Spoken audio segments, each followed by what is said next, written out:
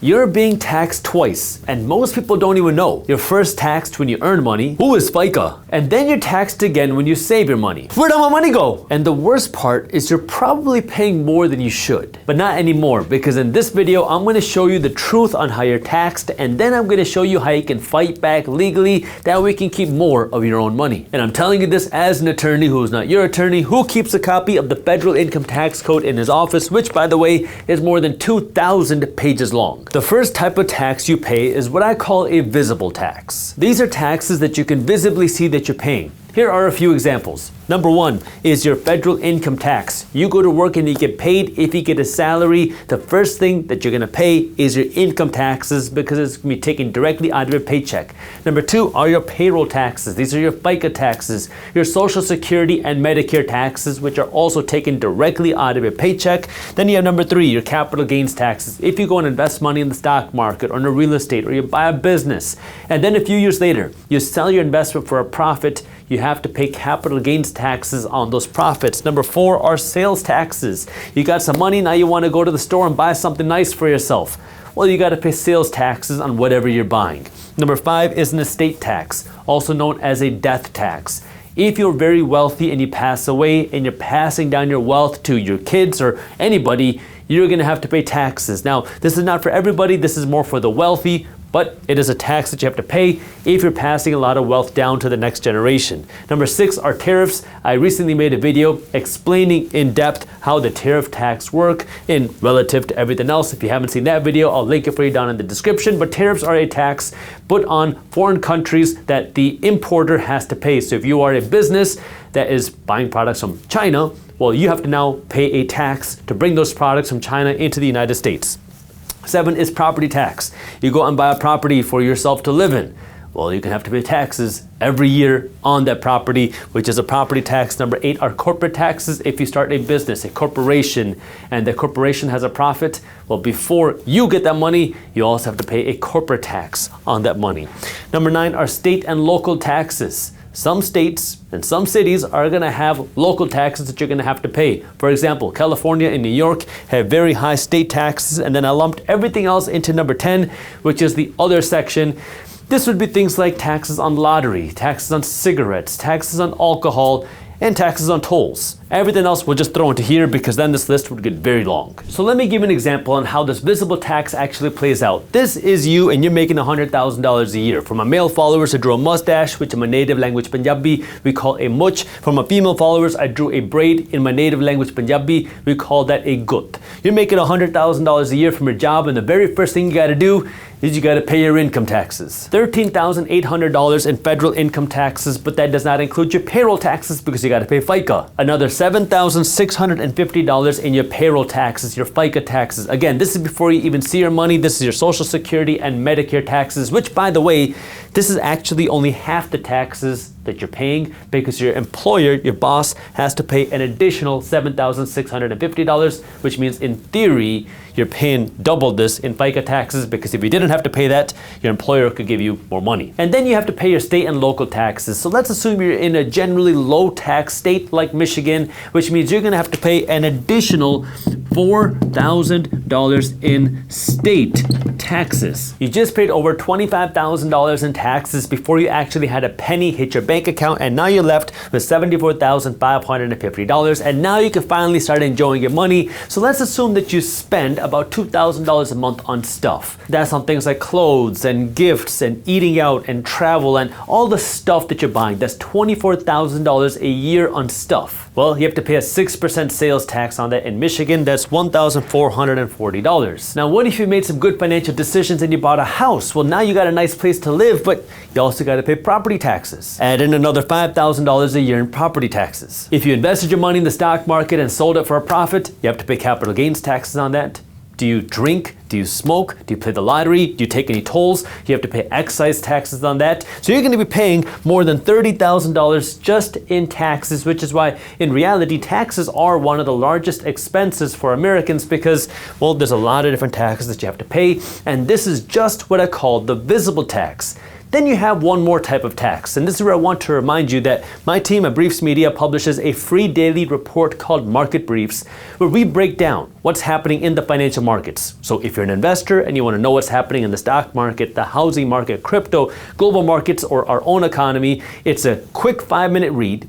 It's read by hundreds of thousands of investors every morning, and when you join Market Briefs, you're also going to get my investing masterclass as a bonus, where I'll walk you through how you can get started as an investor and find hidden investment opportunities before anybody else. It's completely free, so if you want to get Market Briefs and my investing masterclass for free, all you have to do is click the link down in the description below. Now that you understand this visible tax, let's talk about the second type of tax I like to call the hidden tax. And the best way to see how this works is just to see an example. Between 2020 to 2025, we saw reported inflation at 24.8%, which means the prices of things on average, according to the reported data, has gone up by 24.8%, while the median wage in America is expected to have risen by around 20% over those same 5 years, which means the average person got a raise, but the average person is poorer now than they were before, because even though they got a raise, they can't keep living the same lifestyle that they had 5 years ago. But this isn't a new phenomenon. This has been happening for a while. If we take a look at the 5 decades between 1971 to 2021, what we can see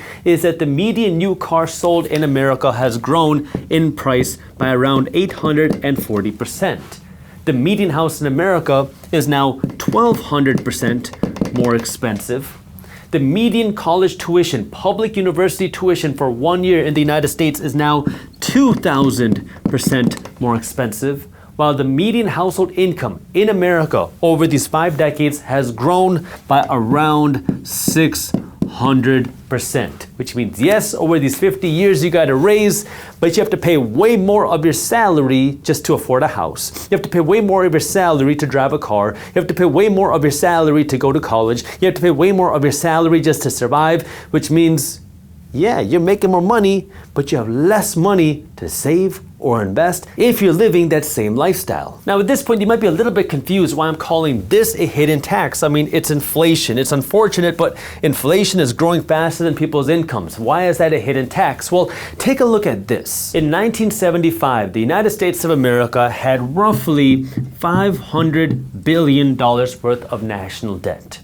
By 2020, that national debt number ballooned all the way up to $27 trillion. And now in 2025, the United States has more than $36 trillion worth of national debt. Now, what does this national debt have to do with this hidden tax? Well, let me show you. Here's how the United States government functions. They go out and they generate tax revenue. Now, you know now what the tax revenue is. These are the visible taxes. This is where the United States government is generating their revenue. The government then takes that tax revenue and then they go and spend that money. They might spend that money on infrastructure or military or teachers or firefighters or Medicare, whatever it might be. They go in and spend that money, but there's one problem. The government has been spending more money than they're generating in taxes. And if the government wants to spend money that they don't have, they need to go out and borrow that money. They need to go into debt to get that money, which we can see the debt has been growing significantly. Why is the debt growing significantly? Because number one, the government is spending more money and they're not generating enough visible taxes in order to fund that additional spending. So the government has been going into debt. Now, who is the government borrowing this money from? Well, they can borrow money from regular people like you and me, but there's not enough dollars out there to lend to the United States government. By the way, that's called a treasury. Then when the United States government doesn't get enough money from regular people, they can go and borrow money from foreign countries. People like China and Japan, who are actually the largest lenders to the United States government. But again, these foreign countries aren't lending enough money to fund all of this government spending.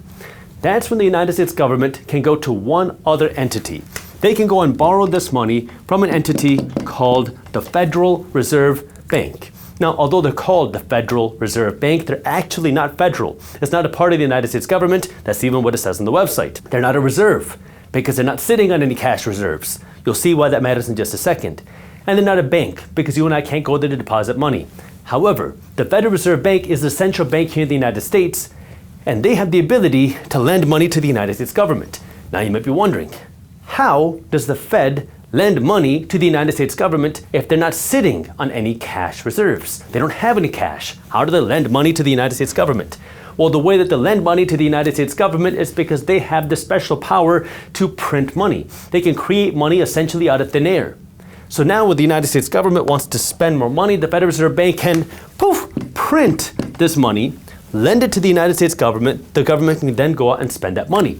Now, in the short term, this is a great thing because that means the government has more money to hire people. The government has more money to build bridges. The government has more money to issue contracts to so many businesses. That's great for the economy because that means companies are getting money. That means people are getting jobs, and that means the economy is booming. But if the United States government could just borrow all this money from the Federal Reserve Bank, why do we have to pay all these taxes in the first place? And the reason why is because there's a cost to this. The most expensive kind of money is free money. When the Federal Reserve Bank goes out and prints this money, there's a cost to that. Because remember, our paper dollars are not backed by physical gold. They're not backed by any precious metal. So when you print more of these dollars, you're inflating our currency, which means the value of each individual dollar goes down because there's so many of these dollars out there. And when the value of each individual dollar goes down, that causes the prices of things to rise. So when you hear people talk about inflation, it's not just the prices of things rising, it's the value of the dollar falling, causing the prices of things to go up. And this is why I call it a hidden tax. We know where these tax dollars are coming from. I just showed you on the board where these visible taxes are coming from. We had those 10 different options out there. We can see when you pay a federal income tax, where the money is coming from and where the money is going. But now when the government is spending money they don't have through debt, that money is being funded by the Federal Reserve Bank. There's a cost to that, and that cost is inflation.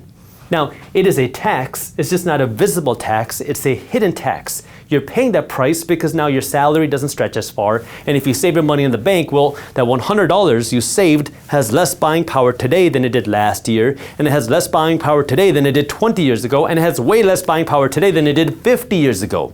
That's why this spending is a hidden tax. Now, in the beginning of this video, I said I'm going to show you something that you can do to help fight back, that way you can keep more of your hard-earned money. So let me hold that promise and talk about how you can win in this situation. The way that you win is to stop being just an employee and a consumer and to start being an investor. And let me show you why. When you're an employee, you get a W-2 salary. You're going to be paying these income taxes and payroll taxes. The top tax rate on your federal income tax is 37%. Plus you have to pay an additional 6.2% in payroll taxes, plus your employer also has to pay an additional 6.2% in payroll taxes. So when you are a W-2 employee, this is your top tax rate versus when you are an investor. Now you're not paying these tax rates, you are paying this, the capital gains rates. And at the time of me recording this video, the top tax rate for your investment income is 20%. And know when you earn your money from your investments, you're generally not subject to payroll taxes, which means you can earn more money and keep more of it for yourself. But that's just the beginning. When you earn your money from a job, the way that it works is you earn money. The first thing that's going to happen is you pay taxes, and then you get to spend whatever's left. But now when you shift how you earn your money, let's say you start your own business or you have a real estate portfolio. Now you have a business, and the way it's working is you're earning money. Now before you pay taxes, you get to spend your money. You get to spend your money in your business that is going to help grow your business. Maybe this means you have to spend money on travel in order to learn more things, have more meetings. Maybe you have to spend money on your car. Maybe you have to spend money on your laptop. Maybe you have to spend money on your phone. Maybe you have other business expenses that you have to spend. You spend money first, and then you only pay taxes on whatever's left. Here you spend whatever's left, here you pay taxes on what's left. And this is the biggest reason of them all. Remember when I showed you this diagram of how we have this hidden tax where most people's wages are not keeping up with inflation? Well, let's look what happens if you were an investor. Between the years of 2020 to 2025, we saw that inflation outgrew wages versus at the same time the stock market, more specifically the S&P 500, grew by a little bit under 100%, but let's call it 90%, which means yes, incomes didn't keep up with inflation, but investors became a whole lot wealthier. And this is not a new trend. Remember, these stats for the 5 decades between 1971 to 2021, well, over these 50 years, the stock market grew by over 4,000%. which means the average person became poorer while investors became wealthier who had a long-term mindset. And again, I'm talking about the S&P 500. This is why it is so important for you to become an investor and build your financial education, because this economic system is designed to reward investors. And when you're just a W-2 employee, you're paying the price. That price is the highest taxes plus the hidden tax. This inflation hurts the average person, but it's benefiting investors. Unfortunately, we're never taught this stuff. That's why I'm making videos talking about this. Now again, if you want to learn more about how you can be more aware as an investor or be a smarter investor, you can join Market Briefs, which is my free newsletter, to stay up to date on what's happening in the markets. And when you join Market Briefs, you'll also get an investing masterclass as a bonus just for joining. I have those links for you down in the description. And if you liked this video, the best thank you is to share this video with a friend. That way we can help spread this financial education. Thank you for watching. If you make $80,000 a year from your job, you need to make $80,000 a year from your investment income to be able to quit your job and live your life without changing anything you're doing. With your job, you have to go into work every single day to keep getting paid. With your investments, once you put your money to work, it'll keep paying.